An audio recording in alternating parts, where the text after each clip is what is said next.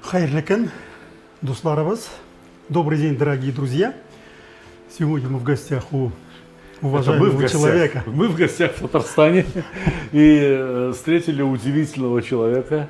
Попрошу вас поподробнее представиться, а потом я скажу пару слов о том впечатлении, которое на меня произвел этот человек. Меня зовут Глякберов Ринат. Я аш-астазы, повар. С детства люблю готовить. Ну и самое главное, что для меня самое главное в этой, значит, кулинарии, это татарская кухня. Со школьной скамьи у меня на столе настольная книга была Ильнуса Ахмедзянова. И дальнейшая моя судьба уже была связана с татарской кухней. Хочу называть его, ну вот сказал про себя по-татарски, не все поняли, аш-астазы. Это повар-мастер, во-первых. Но я бы сказал, что это повар-новатор, повар-исследователь, повар-историк. Очень грамотный, умный, думающий человек. Давайте, хватит хвалить друг друга. Да. Сегодня мы будем готовить блинчики для жениха. И мы возвращаемся в старину, берем муку, молоко, Так, масло растительное, так. татарский продукт юмурка Яйцо. и яйцо, и берем зелень. Какая это зелень? Зелень здесь у нас шпинат, немного манго, Манго? ну зелень, то есть это такая вот буквально В супермаркете? любая зелень, которая есть. Даже Зеленая. в принципе можно весной сныть, собрать, и будет замечательно. И что с этим всем делать? Вот молоко, И мы потом яйца. берем зелень, добавляем яйцо, перетираем до состояния пюре, Как? Чем? блендер, Ясно, ну понятно. поменьше можно блендер взять. Добавляем все ингредиенты, сахар, соль и получаем вот такое тесто. Совсем жидкое, как коктейль. Его так Да, выпить вот оно можно? такое тесто жиденькое. Интересно. Все ингредиенты понятны, да? Берем сковородочку, включаем ее. Включаем. Режим жаркий. Да. 185 градусов достаточно. Да. Нам необходимо взять салфеточку. Так как масло уже растительное в самом тесте, нам нужно только протереть поверхность, на которой мы будем выпекать блинчики. Значит, дорогие друзья, за секретом одним поделюсь, чтобы сковородка равномерно прогрелась, чтобы потом на ней можно было печь в любой ее части. В центре она сейчас будет горячее, а то по краям похолоднее. Накрыли крышкой, подождали 2-3 минуты, сковородка вся равномерно прогрета. Замечательно. Соответственно, блинчики для жениха, они готовятся маленькие по размеру. А что, жених женил? Какой-то Жених малокалиберный, что ли? Малокалиберный. То есть у нас у татар есть очень много блюд, связанных с женихом. Это и пельмени для жениха, и перемяч для жениха. Они все маленького размера были. Мало. То есть блинчики были маленькие, потому что семья жила порознь, молодой муж периодически посещал молодую жену, она продолжала жить у своих родителей. И, соответственно, пищевое поведение постепенно формировалось. Он приходил в гости, молодая жена училась есть то, что он готовит, а он учился есть то, что она готовит. В разных семьях готовят по-разному. Да. И чтобы у них сформировался какой-то общий вкус к общей еде, этому давали время, да? Понятно. Вот и в это время, как раз в течение года, формировалось вот это пищевое поведение мужчины и основа благополучия семьи. А он забирал ее только уже тогда, когда она уже становилась матерью. И за это время формировалось ее пищевое поведение. Пищевое поведение, когда он уже ел то, что она умеет готовить, она подстраивалась то, что он ест. Вот таким образом семья у нас и татарская семья формировалась. Вот эти маленькие блинчики как раз именно показывало, насколько мастерство ее как хозяйки формируется. Она вот. Ну вот я родитель, ты родитель, у нас дочки есть, да? Если бы я выбирал своей дочке жениха, я бы посмотрел, как он кушает. Хорошо кушает, отдай. Сколько мне довелось встретиться с очень талантливыми, с очень известными людьми, все хорошие люди, все по-настоящему талантливые люди кушают так, что на них приятно посмотреть. И почему-то остаются при этом стройными. Да, вот смотрите, блинчики мы уже переворачиваем, она у нас сковородочка правильно разогрелась, видите, очень быстро все печется. Соответственно, любые блинчики выдаются с какой-то начинкой. Мы сегодня приготовим рецепт, который, я так считаю, восстановил. Мы приготовим джем из базилика. Вот у нас базилик фиолетовый, то, что рос на подоконнике у татар. Соответственно, есть лимон, и в качестве консерванта мы берем сахар. Рецепт открываем. Что, джем? Джем из базилика. Я думал, ты смородины какой-нибудь еще. Вот, джем из базилика. Вот в таком виде он появляется. Это Джем один из... душистые васильки. Да, то есть на Руси не было названия базилика, и его называли душистые васильки. У татара назывался хушисле улен. О, фантастика, как он пахнет. Снимаешь? Все, вот. Ну, поэтому и вот эти маленькие блинчики, и маленькие пельмешки, и перемячки, и в достаточно большом количестве пеклось, но показывали мастерство хозяйки. То есть, когда вот это маленькое, оно показывает трудолюбие. И Смотрите. еще он же такие блинчики будет подольше кушать. Конечно, подольше останется да, рядом. Подольше, да, рядом. То есть, и накормили его вкусненько, и Изготовление микроскопических блинчиков, очень маленьких пельменей. Характерно для очень многих тюркских кухонь. Это показывает, что очень много работы затрачено. И Для уважаемых гостей. Смотри, как мы тебя любим. Да, да. У татар есть очень хороший кисломолочный напиток, катык называется. Без него татары не садятся ни кушать, ничего. Но есть очень уникальный момент, когда мы катык процеживаем и делаем из него сюзьму. От слова сюзеря – процедить. Ставим процеживать катык, через некоторое время лишняя влага уйдет, и мы получим вот такого состояния сюзьму. Так, ну и мы на этом тоже не остановимся, да? То есть начинка должна быть еще и более-менее сытной. Мы сейчас возьмем творог, порубим туда грецкие орехи. И для остроты все-таки мужчина должен чувствовать себя бодрым. Добавим немного аджики. Ну, это уже мое дополнение. Я согласен с современными добавками. Почему? Потому что меняется кухня, у нас появляются какие-то новые продукты. Мы взаимодействуем с другими народами. И наша кухня обогащается в результате этого. Конечно. Любая кухня развивается за счет дружеского, братского обмена с другими народами. Хотел бы обратить ваше внимание вот на что. При выпекании смазывается растительным маслом, относительно недорогим. Да. Но потом каждый блинчик пропитывается топленым маслом. И блинчик в итоге несет вот этот замечательный волшебный вкус именно топленого масла. Итого, сюзьма, творог, Вот мы аджика. творог, да, смотрите, вот мы творог взяли. Мы тут для вкуса, значит, добавляем аджики. Ну, тут аджика опять может быть больше, может быть меньше, в зависимости от ваших, так сказать, пищевых пристрастий. Перемешиваем все это дело. Вот мы берем орехи. И вот мы сейчас так аккуратненько, смотрите, раз. А я пока переверну блинчики. Можно, в принципе, и порубить, но здесь более красивый, насыщенный будет аромат, который полностью разойдется в твороге. Снимаю? Да. Снимаем. А можно сразу по 3 блинчика брать и в рот?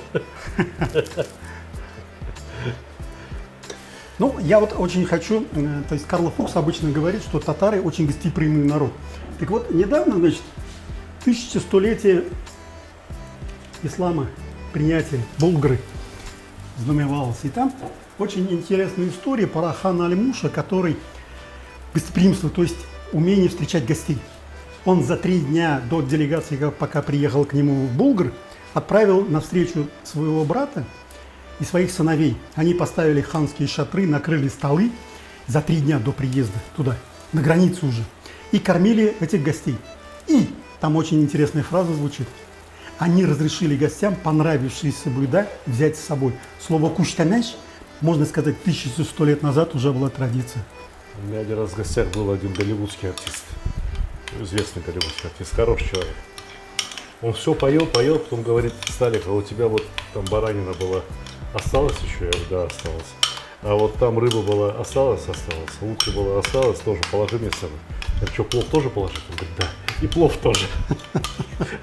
А ты как в этом 5-звездочном отеле кормишь, что попало. Ты как гостеприимный хозяин татарин, то есть соблюдая традиции, все положено, да ведь? Ну скажи, правильно я Ну, говорю? замечательно. Прям вот радуюсь душой, что К нам приехал в гости в Татарстан, в Казань такой человек, который знает... очень- Забудь, дорогой мой, что я в гости приехал. Все, Все уже, да. я уже... Гость бывает 3 дня, а я уже здесь год. Сразу, простите, да, может кто-то, у кого-то претензии возникнут, почему разговариваете на «ты», вы мало знакомы друг с другом. Мы как увидели друг друга, вот с машины вышел Ренат, мы обнялись. Потому что до этого поговорили по телефону немножко, да, и поняли, что, ну, собственно говоря, родственные души. Ровесники мы. Пахнет вкусно. Знаете, как пахнет? Вот эта вот зеленая нотка свежести. Ну, еще, может быть, стоит попробовать, конечно, как там эти блины получатся. У других людей первый блин комом, а ты вот по-татарски сделал последний блин комом. Тут родом бетонный, да. Ничего. Сами съедим, попробуем. Да.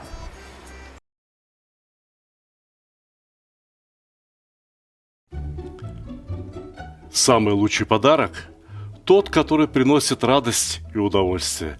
Особенно если речь идет о мужских удовольствиях.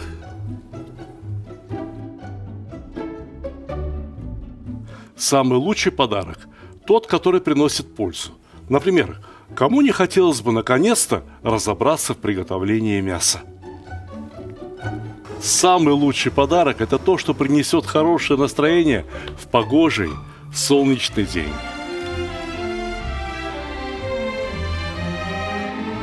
Самый лучший подарок – тот, что способен научить чему-то полезному и вкусному. Ведь казан на кухне, как рояль в оркестре. Самый лучший подарок – это расширение кругозора. А вы думали, что плов – это блюдо с единственно верным рецептом?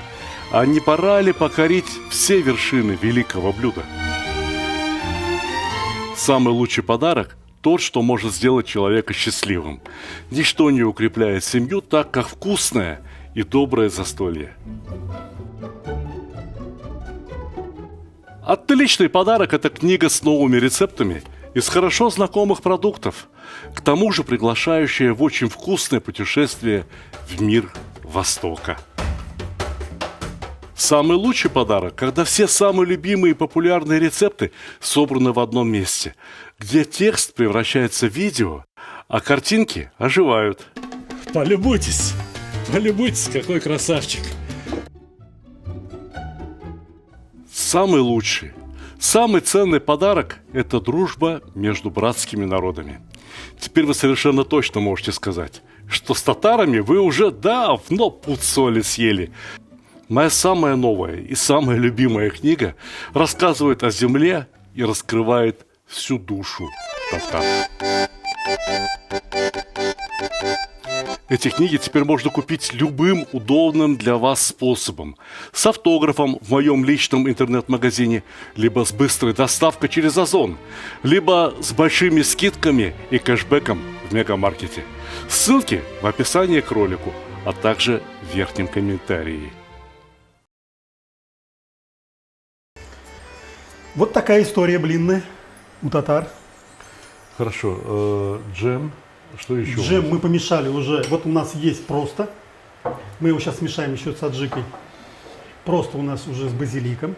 Просто базилика есть, у нас есть это самое. И вот это все То кушается. есть это берется чайной ложечкой, вот так вот Да, положил, вот свернул, да, и такой раз пакетик блинчик, да, и в рот? И в рот, да. Да. Ну и потом, вот не зря, наверное, здесь вот это длинное полотенце, да? Зачем оно? Так вот, при помощи этого полотенца учится правильно вести себя за столом.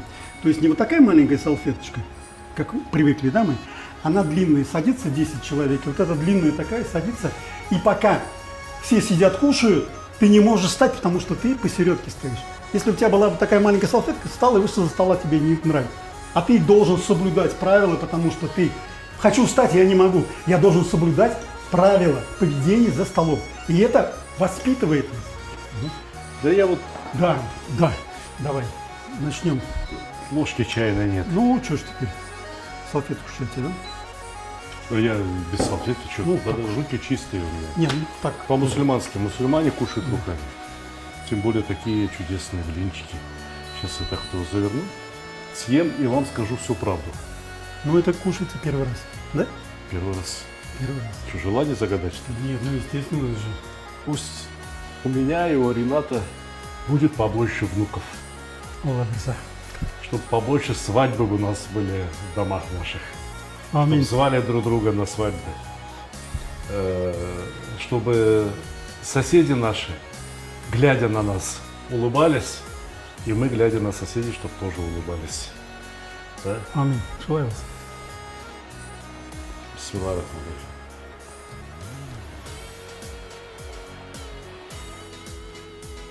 Надо показать, надо обязательно показать, как готовится этот базиликовый джем. С блинчиком, а можно я Да, вот как, сначала, как, наверное, всё-таки как да. спичечная головка вот так Да, вот вот так немножко раз. возьму?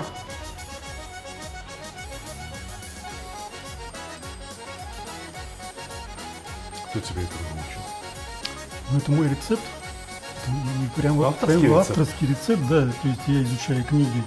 Дай Аллах тебе здоровья, чтобы у тебя были силы прославиться этим джемом. Ребята, будете в Казани, ищите, где купить джем дяди Рената. Сходите к нему на мастер-класс. Да, у меня есть свой мастер-класс по Ну, татарской скажи, где? кухне. Да. Чего стесняешься? У меня есть такой своеобразный татарский семейный кулинарный мастер-класс, где мы готовим старинный татарский суп-умаш, готовим учпучмак. И вот это такой мастер-класс, он как раз семейный, потому что для детей есть возможность испечь блинчики, для молодой жены попробовать, как можно приготовить учпучмак или енда, почему у учпучмака 3 угла. И, соответственно, суп-умаш – это самый легкий суп, который был у татар. То есть есть слово «такмаш», а есть слово «умаш». И в деревнях его очень часто едят. Дорогие друзья, закончена экспедиция длиной практически в год. Мы со съемочной группой провели в Татарстане в общей сложности, наверное, около 2 месяцев. Хочу поздравить и вас, и нас, и всю съемочную группу, и всех, кто принимал в этом деле, непростом деле участие, с завершением этого огромного труда. И хочется вот пожелать вот тем, кто сидят в этой камере, дорогие друзья, Ашларыңыз тамле болсын!